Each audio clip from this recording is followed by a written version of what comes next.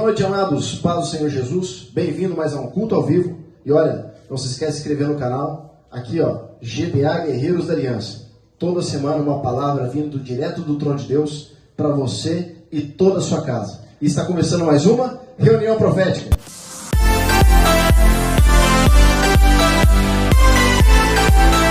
Boa noite, amados. Paz do Senhor Jesus. Bem-vindo a mais uma reunião profética. E o tema dessa noite é No Jardim de Deus. Repete comigo: No Jardim de Deus. No Jardim de Deus. Deus me deu esse tema justamente porque no significa lugar. Se você procurar no dicionário, você vai ver que no está relativo a duas palavras mais propriamente ditas do termo, que é dentro de e no interior de. Então eu quero falar de um jardim, mas não de um jardim comum, de um jardim qualquer, mas de algo que aconteceu no jardim, dentro do jardim, no interior do jardim. Então eu quero usar hoje como texto base Mateus capítulo 19, verso 6. E a palavra diz assim: sendo assim, eles já não são dois, mas sim uma só carne. E portanto, o que Deus uniu, não separe o ser humano. Amém? Amém. Glória a Deus. Olha que palavra tremenda.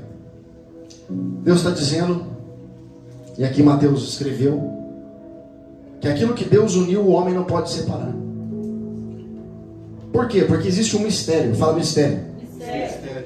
Quando Deus ele une algo, Ele sendo o Criador, como que você sendo criatura vai desfazer daquilo? Tudo aquilo que Deus unifica, tudo aquilo que Deus consolida, o homem e nem o diabo pode quebrar. Aquilo que Deus estabeleceu, o homem não pode desfazer. Por isso ele diz: eu sou aquele que abre a porta e ninguém fecha, e eu sou aquele que fecha e ninguém abre. Olha que interessante. Noé construiu a arca, mas quem fechou a porta da arca foi Deus. E quem abriu a porta da arca foi Deus. Imagina quantos homens precisariam para fechar a porta da arca. Então Deus é aquele que consolida.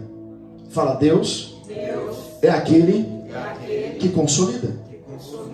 Então o que Deus uniu, não separe o ser humano. O homem não pode separar.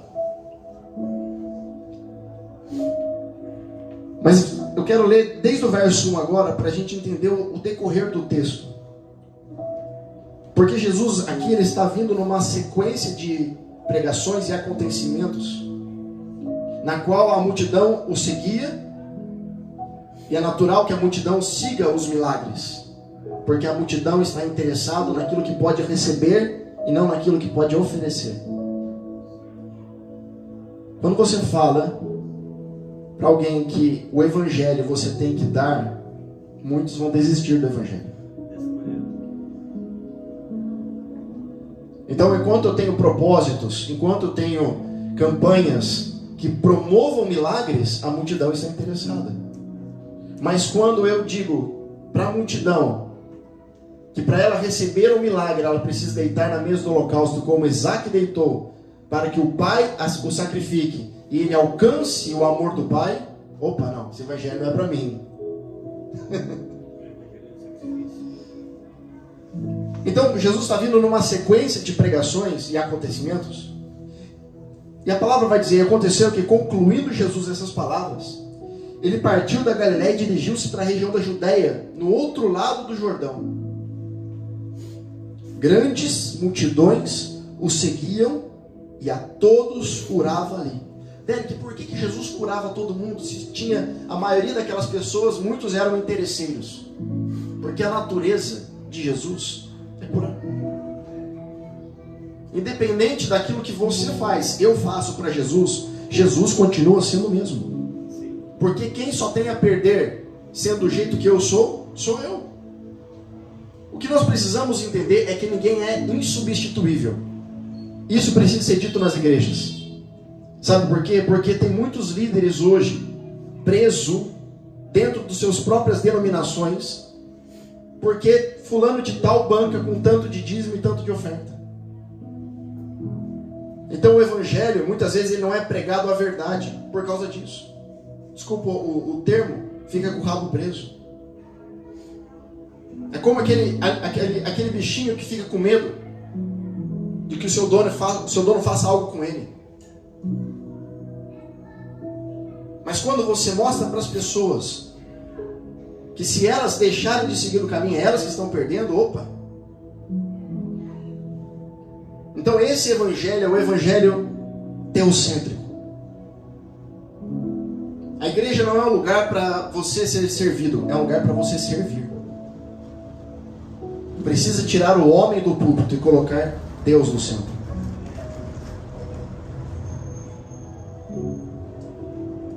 Então, mas isso não muda. Independente dos interesses, da vontade da maioria das pessoas, não muda o caráter de Jesus. O caráter de Jesus é único. E é essa a proposta de Jesus para o povo judeu.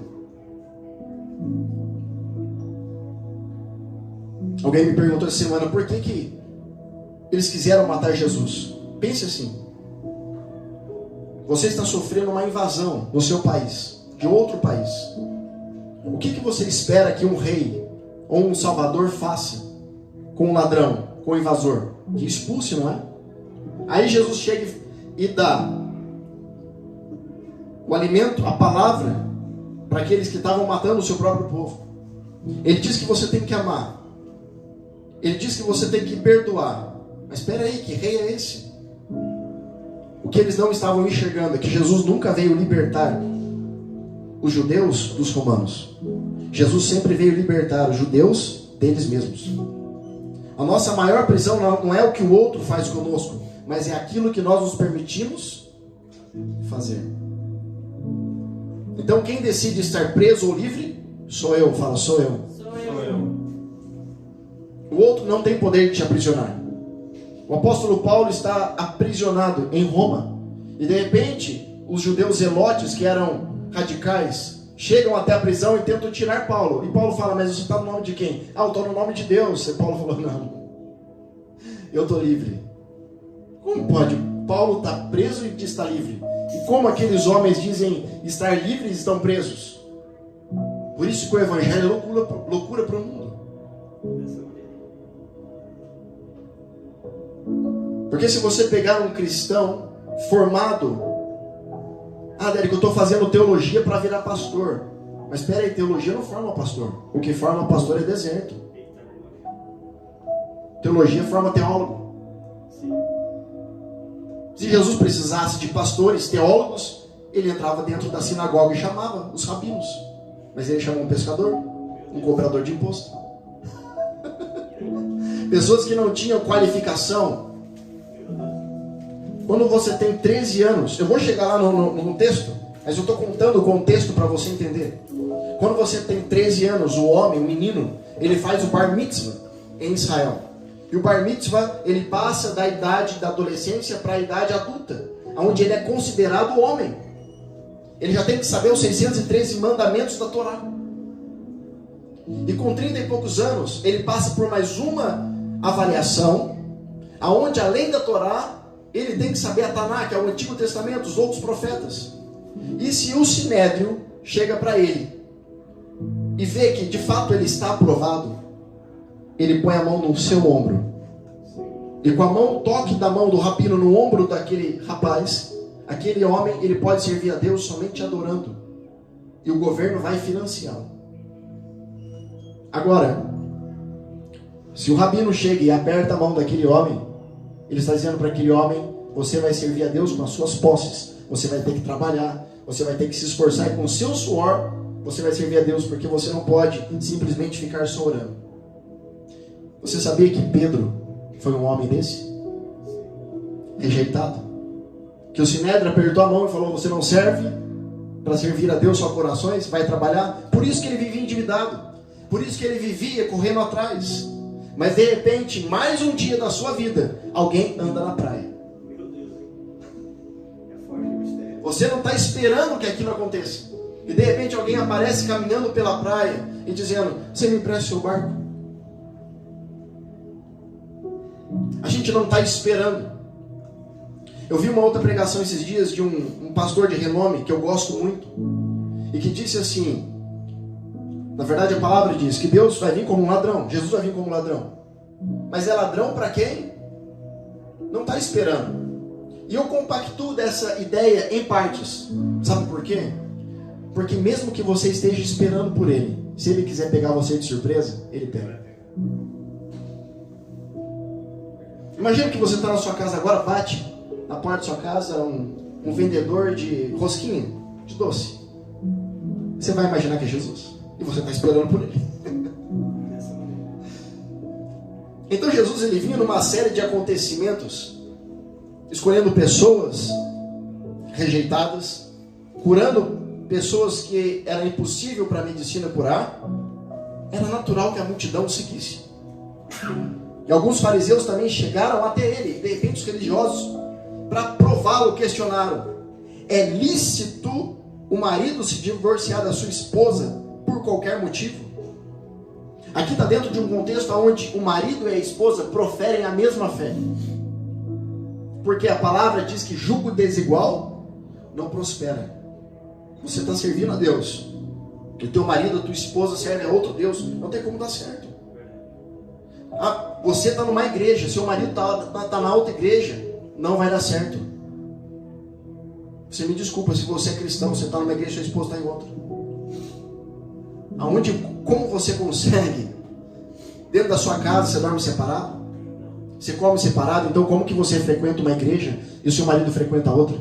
Mas importante, Deus está no coração. Não, Deus está no princípio. E princípio não muda.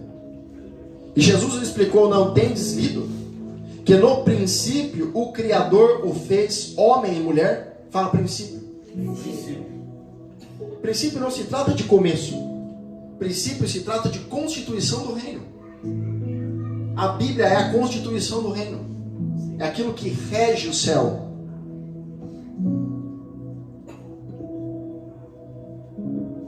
Deus instruiu: por esse motivo o homem deixará pai e mãe e se unirá à sua mulher, e os dois se tornarão uma só carne. Como isso? Como que duas pessoas vai se tornar uma carne? Se duas pessoas não ocupam o mesmo lugar no espaço. Peraí, a física fala que isso não é possível. E agora Jesus, ele vem me dizer que duas pessoas vai se tornar uma carne, não é um espírito, é uma carne. Como isso? Sendo assim, eles já não são dois, mas sim uma só carne. E portanto, o que Deus uniu não separa o ser humano. E ele está dizendo: depois que o homem e a mulher casam, eles se tornam uma só carne. Pronto, não tem mais o que fazer. Replicaram. Então, por qual razão mandou Moisés dar a certidão de divórcio à mulher e abandoná-la? Ao que Jesus declarou: Moisés deu por causa da dureza dos vossos corações.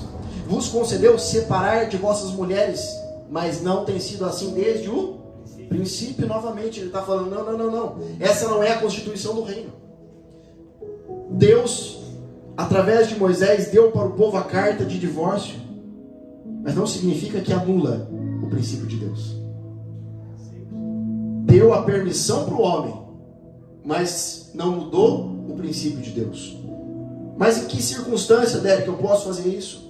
Eu, porém, vos afirmo: todo aquele que se divorciar da sua esposa, a não ser por imoralidade sexual, que se casar com outra mulher, estará cometendo adultério. Então quer dizer que, Derek, se eu tiver casado, veja bem, os dois proferem a mesma fé, e se separar, e alguém casar com essa mulher ou casar com esse homem, vai estar em adultério. Não tem conversa. Mas é que eu vi fulano de tal, pregador, cantor, casou de novo, está em adultério. Você pode não concordar com o que eu estou falando, mas está na Bíblia. Não sou eu que estou dizendo.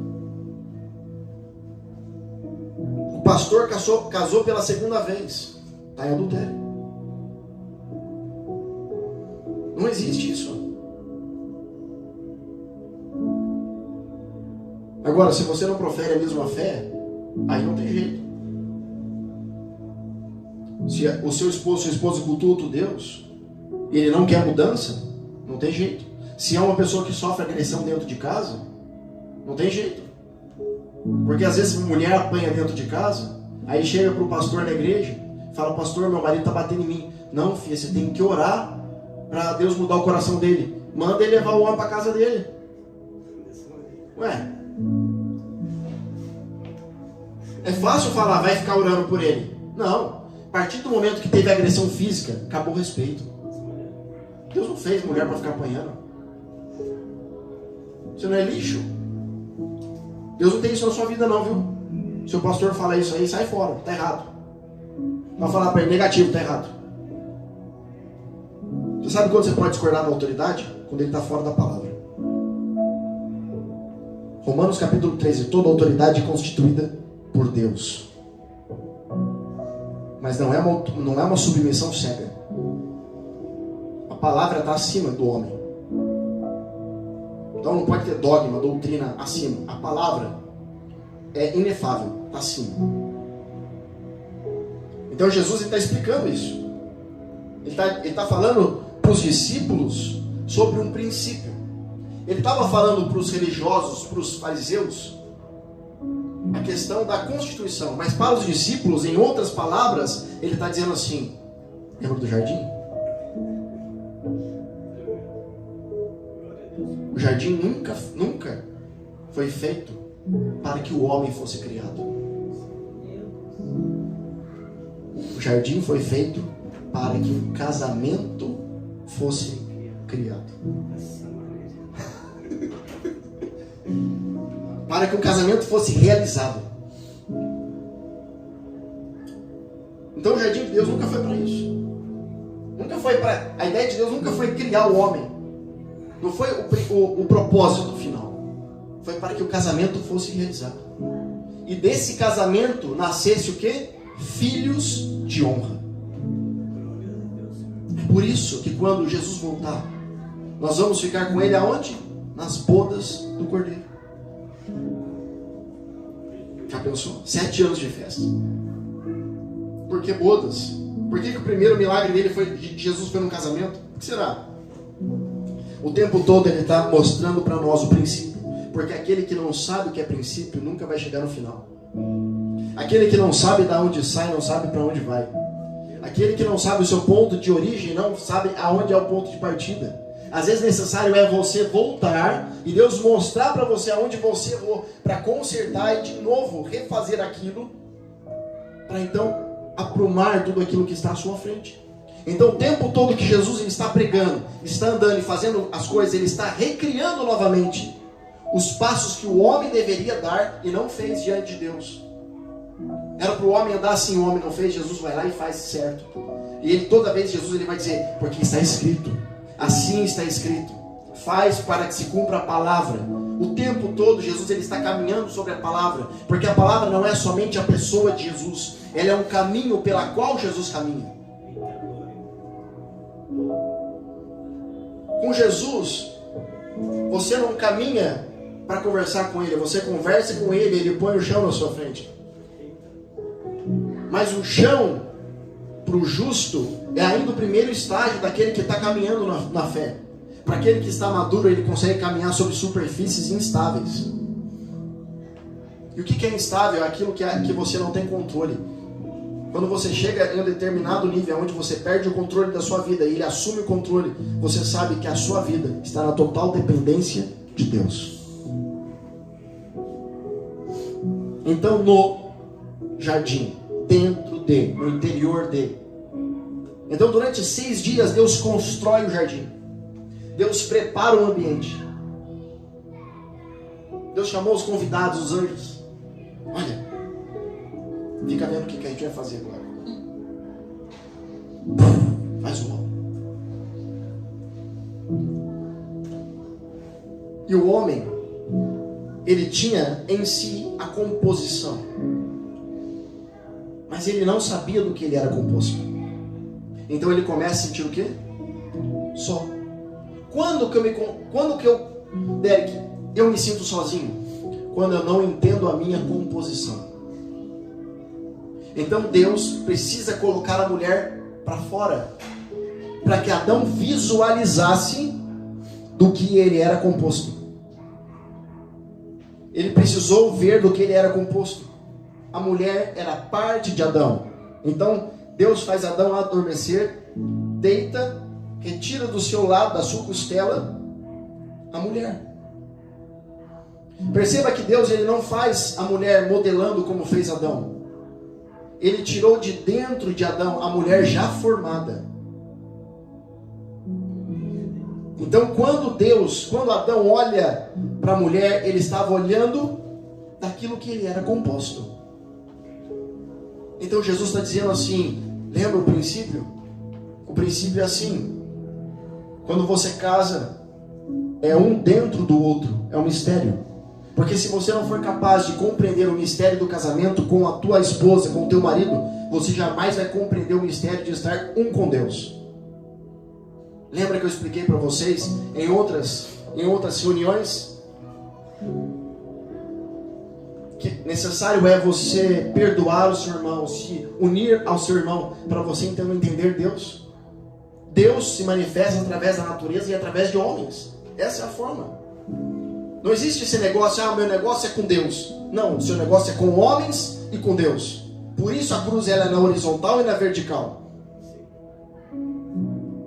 Olha aqui. Você não consegue empunhar uma espada se ela não tiver uma empunhadura na horizontal. O que sustenta a verticalidade dela é a horizontal, é a empunhadura. Na empunhadura você segura a espada. Então você consegue ter a ferramenta necessária para aplicar o golpe em direção àquilo que você deseja contra o inimigo. Mas você só vai ter força para aplicar contra o inimigo na direção correta, utilizando a ferramenta que deu na sua mão, se você entender o que é empunhadura. Se você não souber segurar o que Deus deu, se você não tomar posse daquilo que Deus colocou na sua mão, a sua esposa, o teu marido, a tua família, que o diabo tenta arrancar e destruir todos os dias, nós não vamos conseguir atingir o objetivo do propósito que Deus tem na nossa vida. O propósito é para que nós venhamos a colocar para fora aquilo que nós somos criados. O que a palavra no Apocalipse vai dizer? Que o Filho do Homem na sua boca tem o que? Uma espada. Não é isso? Que a palavra ela é mais afiada do que uma espada de 2 gumes, porque ela separa a medula dos ossos, da juntura do corpo, discerne pensamentos do coração. Como? Então não é uma coisa que só corta a carne, ela corta a alma e o espírito. Ela é capaz de dividir o indivisível. Ela é capaz de abrir aquilo que não abre. A palavra de Deus é a única capaz de fazer coisas que o homem não pode fazer. O médico dá uma sentença, o profeta libera uma palavra e muda a sentença do médico.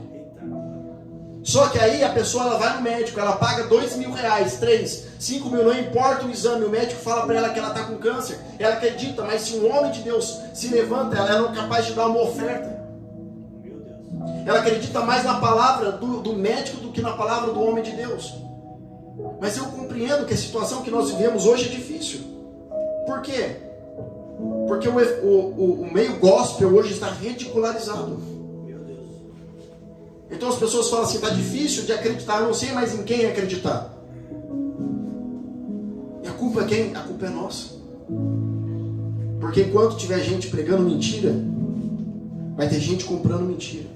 Enquanto tiver gente comprando mentira, vai ter gente vendendo mentira. E Jesus está falando para os discípulos, vem aqui, deixa eu mostrar para vocês o que é princípio. Deixa eu mostrar para vocês o que é o começo.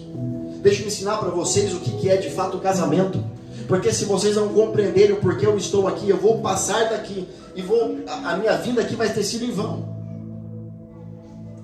Então casamento no hebraico fala Kiddushin. Kiddushin é o casamento no hebraico. E o que é o casamento no hebraico? É a santificação do homem para a mulher e da mulher para com o homem. É um estado de espírito, aonde o homem ele está pronto agora para ter uma mulher e a mulher para ter um homem. Ou seja, ele se unifica com Deus, ele santifica a sua alma a ponto de agora ele estar de fato apto a se relacionar com a outra ou com o outro. Então você não vai buscar, sendo casado, a felicidade no teu marido e o seu marido na sua esposa. Não está no outro, está nele.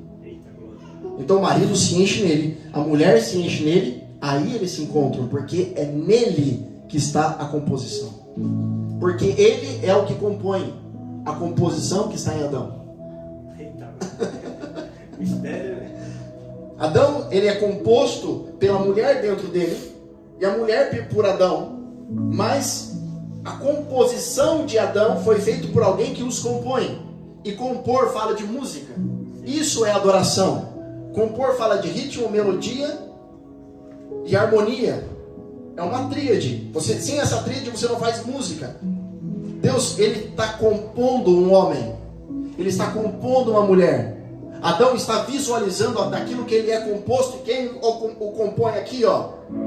Em outras palavras, Deus está dizendo para Adão todas as vezes que andava com ele na viração do dia: se você entender o que é a unidade com a sua esposa, isso para mim é adoração. Não é cantar no púlpito, isso não é adoração. Você não precisa cantar, porque Paulo está preso, ele adora e as correntes se rompem. Ele está dizendo: se no teu casamento você está em crise, adora com a tua esposa, começa a cantar com ela, começa a glorificar com ela, se une a ela com propósito, feche com ela. Adoração, unidade, Kiddushim, vai acontecer.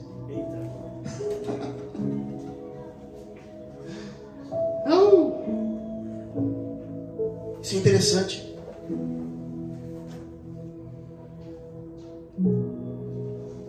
Então a palavra casamento vem do latim, porque o Kiddushim, na verdade, quando a gente pega a transliteração da palavra, o que é a transliteração? É você traduzir na íntegra. Quando você pega a transliteração da palavra, você não consegue traduzir ao pé da letra. É muito difícil, porque tem palavras que não têm tradução.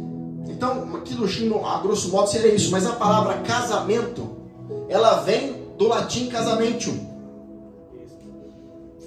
que significa terreno com uma habitação instalada.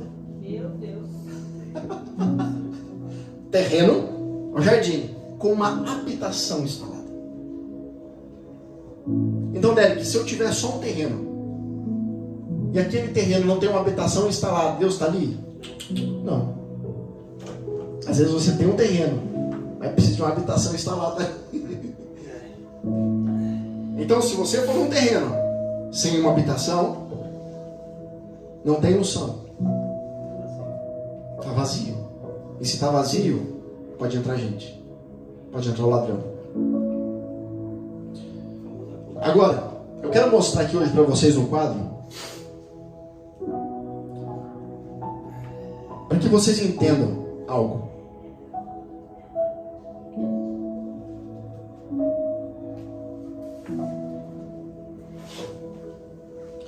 Para que vocês entendam algo.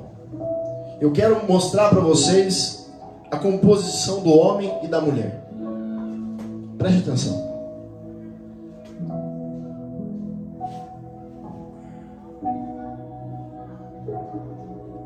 Eu trouxe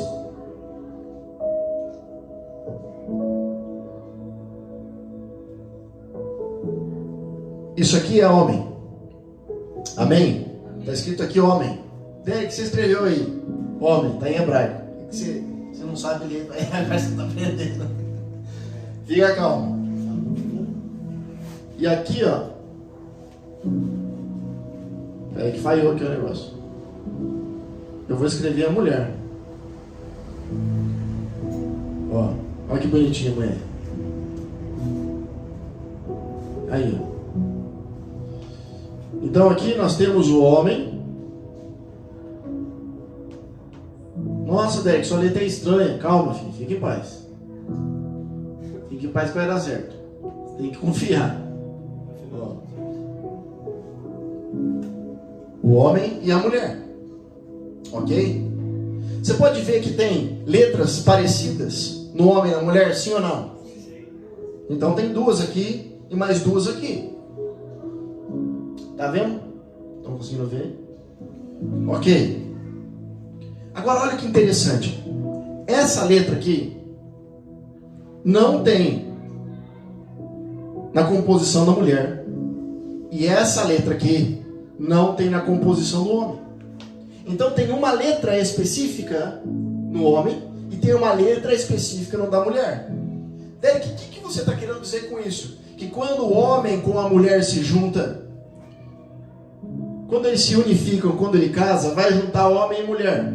Ok? Nós pegamos essas duas letras da composição do homem e da mulher. Derek, que letra é essa? É as iniciais do nome de Deus.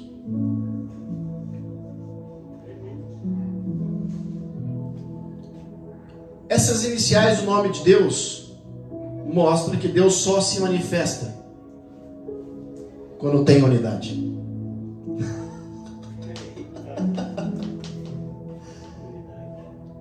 Então, peraí, Derek, então, sem unidade eu não tenho Deus? Sempre o reino é unidade. O reino é unidade. Agora,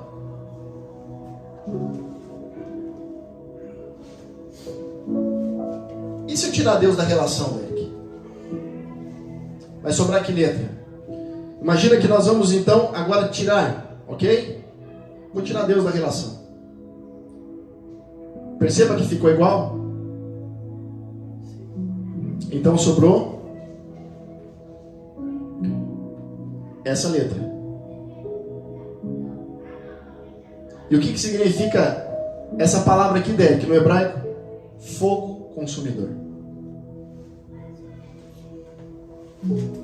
Perceba que sem Deus o casamento não vai para frente. Vai ser consumido. Um vai consumir o outro. Agora, escuta.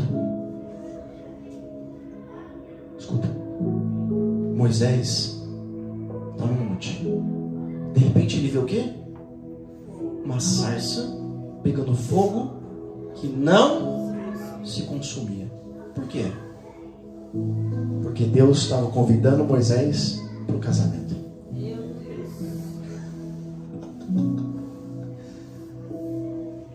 Moisés.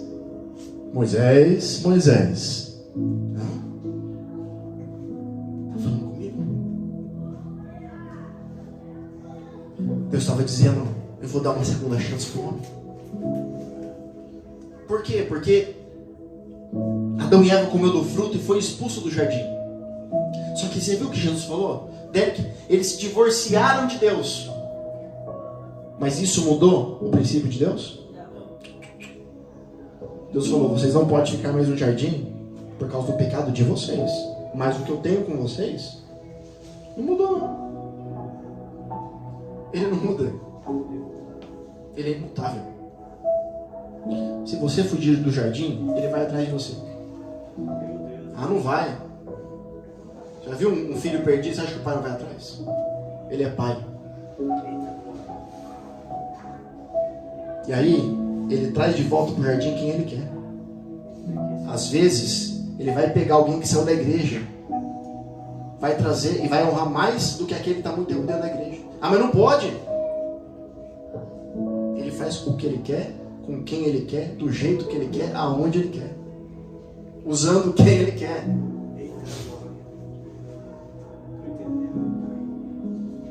Fogo consumidor. Só que ele está dizendo para Moisés o quê? Moisés, eu quero casar com você. Eu quero ter uma aliança com você. E Moisés ficou tão apaixonado por Deus. Porque o que é um casamento? O casamento é uma opção. É um contrato voluntário de duas pessoas em cima de um código civil. Numa primeira instância é isso. Ou seja, dentro de normas civis. onde duas pessoas aceitam aquele contrato. Então Moisés aceitou o contrato. Só que ele estava ao pé do monte. E a palavra vai dizer o quê? Deus diz para Moisés: fala para os demais não passarem dali para cá, porque se eles passarem, eles vão ser o quê? Consumidos pelo quê?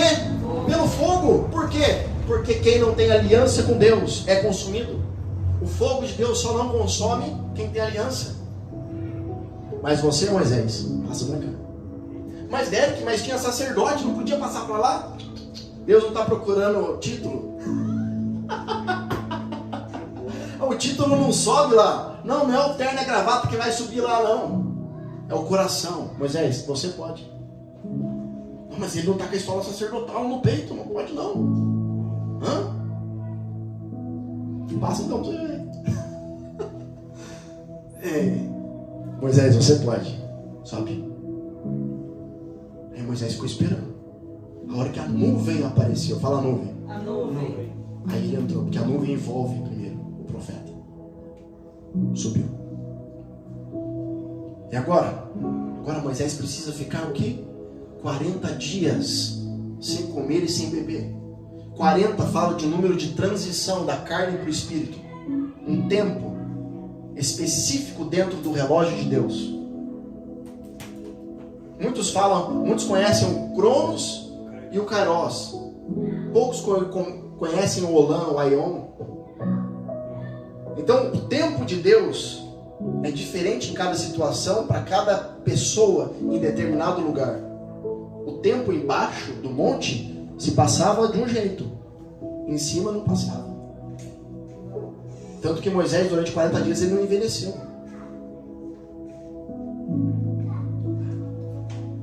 Por 40 dias ele se santificou. Para quê? Para acontecer o Kiddushim. E aí, quando você tem a santificação do casamento, quando você tem o Kiddushim, o que acontece? Agora vai ser redigido, vai ser falado e vai ser escrito as leis. Então vai fazer um juramento no altar. Que juramento? Na alegria, na tristeza, na saúde, na doença, não é isso? Mas Deus fala para Moisés: eu vou te dar agora a lei na sua mão. A lei do céu, eu vou dar na tua mão. Eu já falei isso daqui uma vez. Quando as letras vieram, a palavra veio para descer, para escrever na pedra. Preste atenção. Veio assim, só que veio no mar. As pessoas, elas ouviam e elas enxergavam a palavra. E o monte ficou translúcido, transparente, a ponto das pessoas verem as palavras se formando na pedra. Então elas desciam e se juntavam e na pedra. Elas viam a letra se materializando e se formando. Agora pega todo o código, toda a constituição de Deus, pega todas as palavras escritas em hebraico por Deus, junta todas elas. Você vai ter o Filho do Homem composto, caminhando. Se você pudesse ver Jesus com outros olhos, você ia ver só letras nele. Porque aonde ele toca, o que ele faz, aonde ele entra, é palavra. Ele é a palavra. Você está tocando, quando ele fala para Tomé, toca, ele estava dizendo para Tomé tocar nas suas cicatrizes, para Tomé ter certeza do que ele estava tocando, para ver que era Jesus. Jesus estava dizendo para ele assim, ó: toca na palavra. Porque ainda que eu não esteja fisicamente aqui, se você tiver a palavra, você vai estar de pé.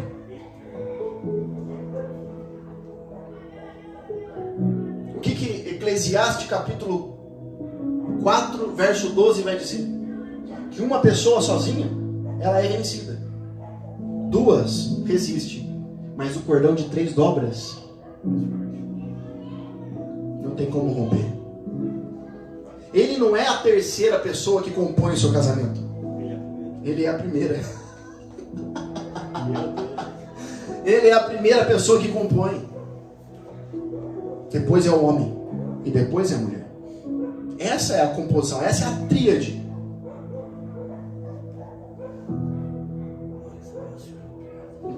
primeira pessoa é o Espírito Santo.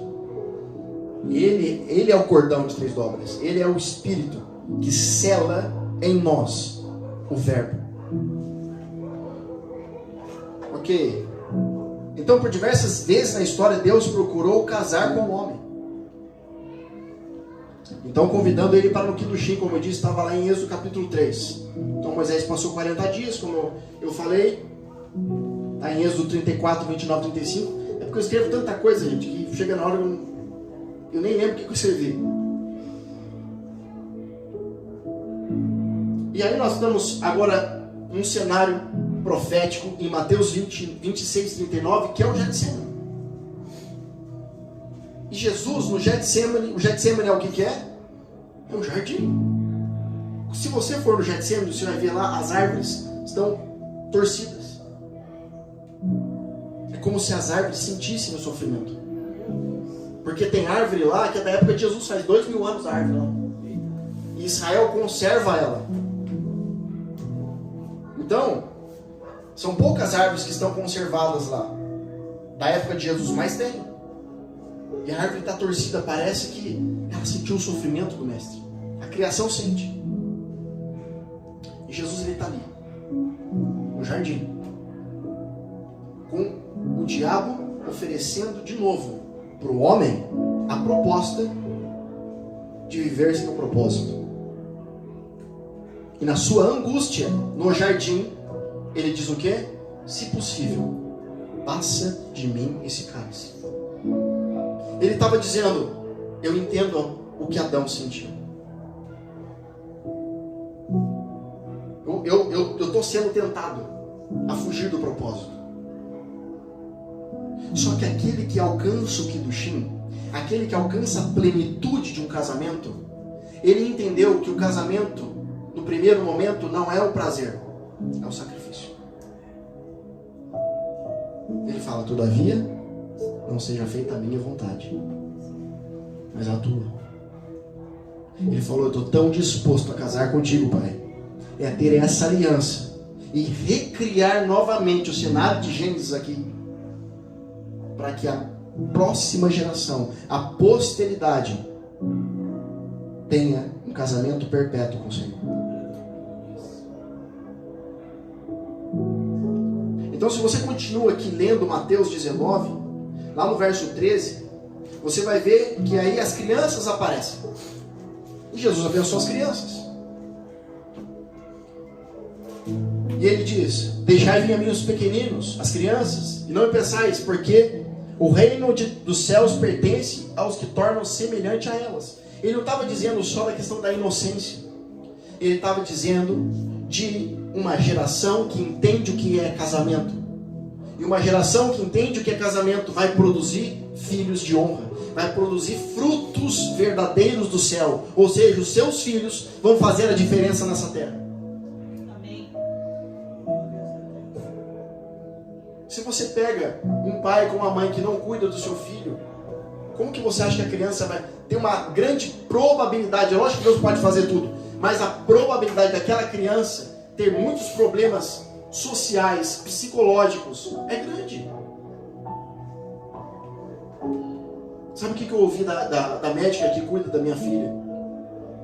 Ela falou assim, porque depois que passou a situação, ela falou que a médica, da segunda vez que minha filha ficou internada, ela falou que a médica da UTI ligou para ela, e essa médica da UTI é a médica mais otimista. Sabe que você chega, está no alto astral, que vai dar certo, e pessoas têm que ser assim mesmo dentro de um ambiente hospitalar. E ela chega para a médica e fala assim, olha, a Raquel está internada, a gente já fez tudo o que podia, e não tem mais o que fazer. E a médica não tinha contado isso para mim, mas Deus já havia me falado sobre aquilo que o médico havia sentenciado sobre a vida da minha filha. Sabe o que eu falei? Eu me lembro até hoje, eu estava debruçado com a cara no vidro, olhando minha filha através de um vidro, entubada na UTI. Meu Deus. E eu chorando. E eu via 2 demônios assim, ó, dizendo, desiste. Ela vai morrer. Mas o problema não era você ouvir Deus, o demônio falar isso. O problema era Deus, é você ouvir Deus falar assim: posso levar ela?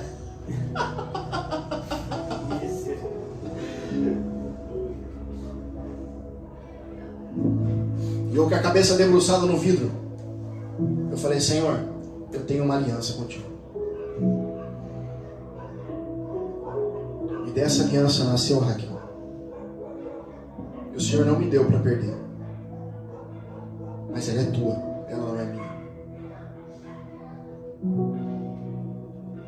E aí, de uma forma inesperada, que a gente sabe. Então a médica falou para minha esposa assim: vocês são um exemplo de uma família que tem uma criança com um diagnóstico ruim, mas que por causa do amor de vocês ficou boa. E eu pego casos que o diagnóstico é bom e por causa dos pais é ruim, a criança morre. Então o que vai determinar o futuro dos seus filhos, da sua geração, é com quem você está casado. É como está o seu casamento, como está a sua aliança com o seu cônjuge, com Deus. Isso vai determinar a sua posteridade. Porque o propósito de Deus não é com você, é através de você. Fala: através de mim. Através de mim. Deus quer fazer milagres. Deus quer fazer milagres. É através de você que Deus quer fazer milagres. Glória a Deus, aleluia, Senhor. Está dentro de você. Bate na sua barriga assim e fala: está dentro de mim. Está dentro de mim. A geração. A geração. Derek, mas eu não tenho filho, eu não pretendo casar. Eu sou solteiro. Mas você pode gerar filhos espirituais.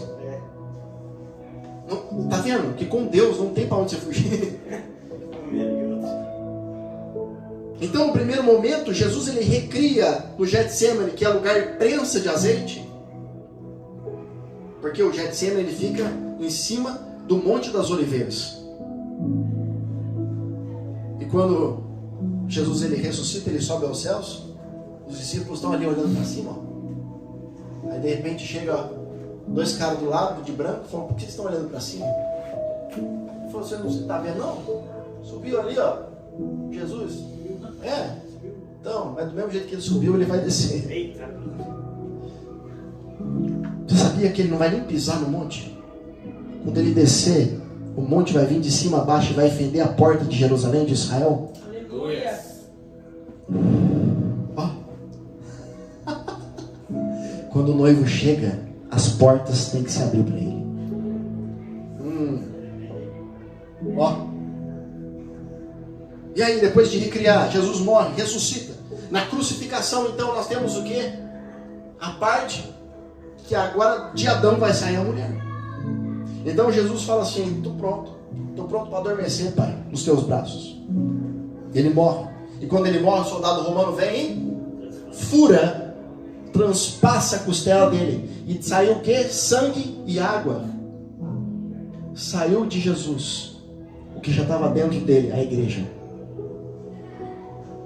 Por isso, uma igreja que ela tem de fato Cristo no altar, aquilo que ela fala, aquilo que ela liga na terra, liga no céu, aquilo que ela desliga na terra, desliga no céu. Então o pastor, o líder espiritual que está à frente, o que ele determinar com os demais irmãos, é isso que vai acontecer. Ele pode dar sentença de vida ou de morte para uma pessoa. Pedro falou para Ananias e Safira: vocês estão mentindo, não é para mim não, para o Espírito Santo, vocês vão morrer agora. Puf, morreu. Aquilo que a igreja fala acontece. Então na crucificação agora ele está adormecendo, para que dele fosse tirada a composição que era para ter sido tirada de Adão. Não era para sair uma Eva de Adão pela ausência, era para ter saído a Eva de Adão pela composição de Adão.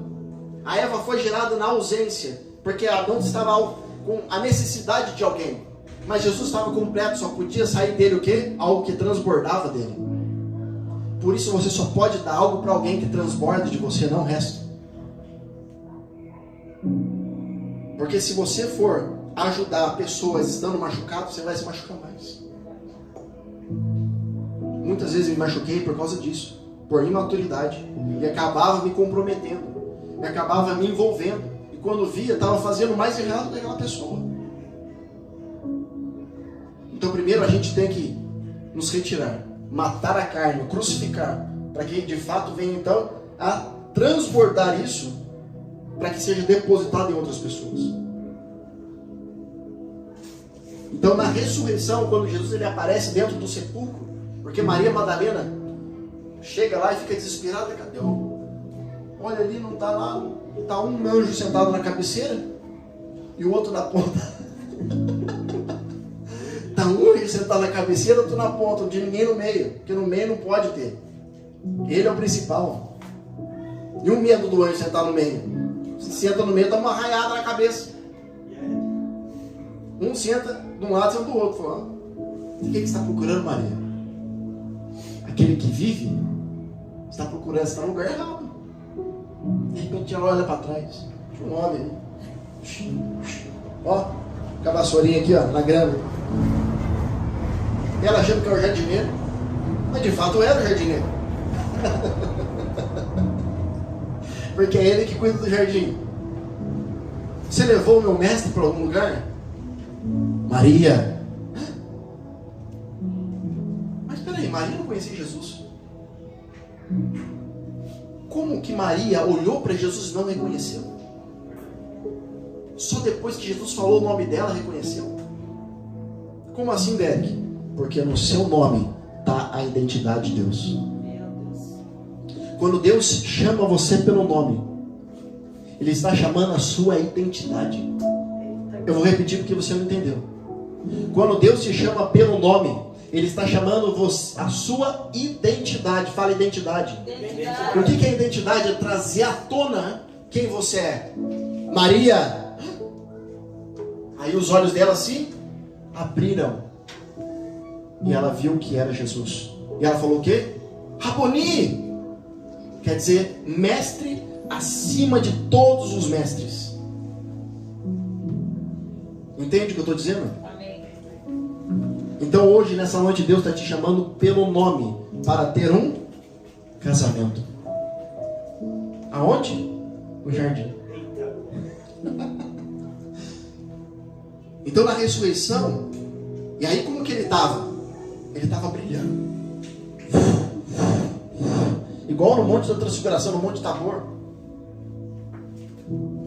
Quem lembra da palavra passada que nós pregamos? No Monte Hermon e Monte Tabor é a mesma coisa. Porque do Monte Hermon desce as águas para o Monte Sião. Davi vai falar: eu olho para o alto, da onde vem o meu socorro. Por quê? Davi olhava para o céu, do céu que vem o socorro? Não. Se você for para esse céu, você vai ver a cidade de Davi está aqui embaixo. Jerusalém está aqui em cima, o templo está aqui em cima, a Arca da Aliança ficava aqui em cima. Davi estava falando assim, ó: é dali que vem o meu socorro.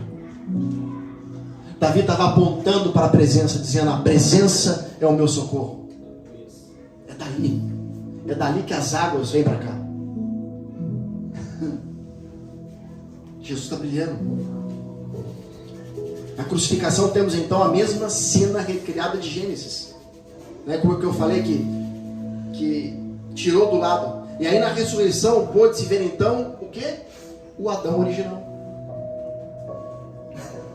Porque Jesus fala que ele é o primeiro Adão e tem o segundo Adão. Bom, aí o Adão original é um outro assunto. Composto completamente com a composição do céu, pela mão daquele que o compõe. Então Jesus ali, ele estava mostrando para Maria Madalena, naquele primeiro momento, dizendo: eu sou a versão correta do meu Pai. Por isso Jesus pôde dizer em Mateus 19 que o que Deus uniu não separa o ser humano, pois não tem sido assim desde o princípio. Então ele estava provando para os discípulos e dizendo: olha, vocês estão olhando agora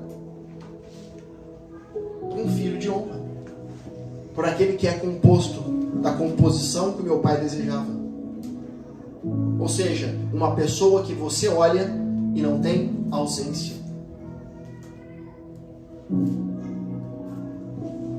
Uma pessoa que você olha e não tem lacunas. Pelo contrário, ele foi chamado de pedra angular. Ele foi chamado de pedra na esquina. E o que é pedra angular, Derek?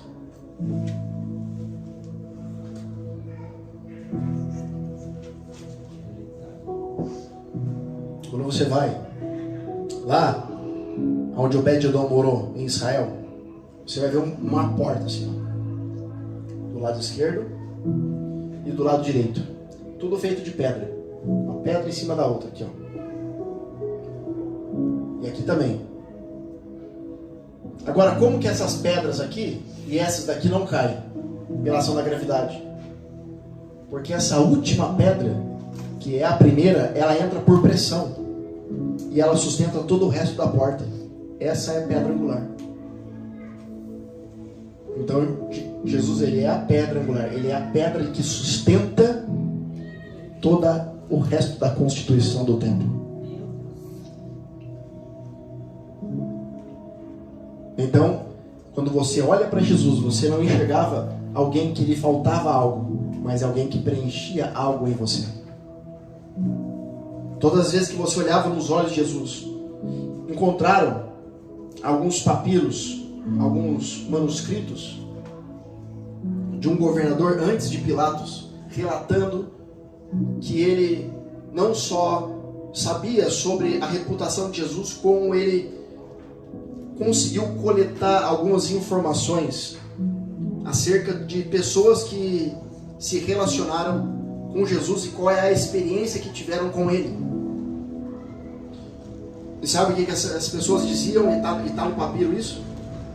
Está lá escrito dentro de um vaso que acharam na antiguidade, os arqueólogos encontraram, que quando você olhava para Jesus, você ficava constrangido, porque os olhos dele te preenchiam.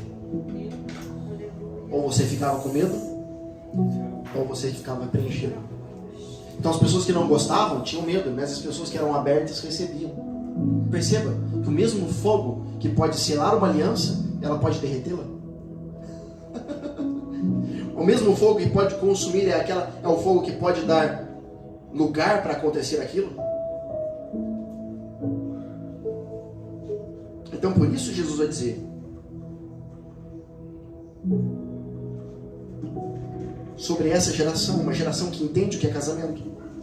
E se você transcorrer mais um pouco para frente de Mateus capítulo 19, você vai ver lá no verso do 27 ao 30, ele conversando com Pedro, e também você encontra essa referência em Lucas capítulo 16, se eu não me engano, que é aquele que não aborrece pai, mãe, filho, filha, esposo, marido, por causa do nome dele, não serve para ser discípulo. Mas espera aí, Derek, agora você confundiu minha cabeça, justo no final do jogo aqui. Primeiro tem que me unir com a minha esposa, para entender o que é Deus, mas agora você está falando que eu tenho que aborrecer para poder seguir como é que fica o negócio? Ei, lembra que eu falei que o casamento só dá certo se aponta para ele? O que o teu marido, a tua esposa precisa entender no casamento é que Deus não é negociável. Entre a tua esposa, o teu marido e Deus, você tem que mostrar para ele que você vai optar por Deus. E ela precisa entender, e ele precisa entender isso. Fala assim: eu não vou abrir mão por causa de você. Eu vou pro culto sim. Eu vou adorar sim. Você fica aí, eu vou lá. Sabe por quê? Porque se você for fiel, a tua casa vai vir com você. E se a tua casa não quiser, Deus levanta outro. Mas você precisa estar. Por quê? Porque no final dos dias, no dia do julgamento, só vai estar você e ele. Então Deus não é negociável. Deus não é negociável.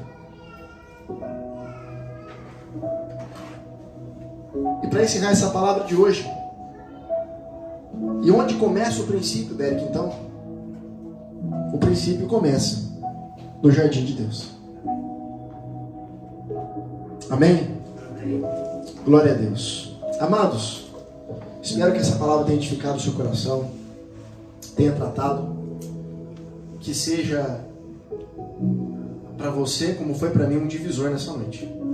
Semana passada, Deus falou nesse altar que ia falar sobre casamento, e aqui está a palavra. Então, se você essa palavra tratou com você, compartilhe esse vídeo. Não esquece de comentar, porque toda vez que você comenta, toda vez que você curte, pessoas são alcançadas. E você pode ser um instrumento na vida de outras pessoas. Nós não estamos atrás de seguidores, não estamos atrás de monetização, nós estamos atrás de famílias serem alcançadas e saradas através dessa palavra, que temos ministrado todas as quarta-feiras. Então, se você gostou e pode abençoar essa obra, aqui ó, tá o QR Code, você mira o celular para fazer a tua oferta. Se você não congrega em nenhuma igreja, você pode também fazer o teu dízimo, a tua primícia. E aqui embaixo, na descrição do vídeo, tem o Pix, que você pode estar fazendo a sua transferência. Amém? Não só esse vídeo, essa semana ou outra, eu vou estar postando um vídeo inédito no canal. Tenho certeza que você vai gostar. Obrigado por cada um de vocês ter ficado comigo hoje. Eu espero você até a próxima reunião profética. Em nome de Jesus, fica na paz.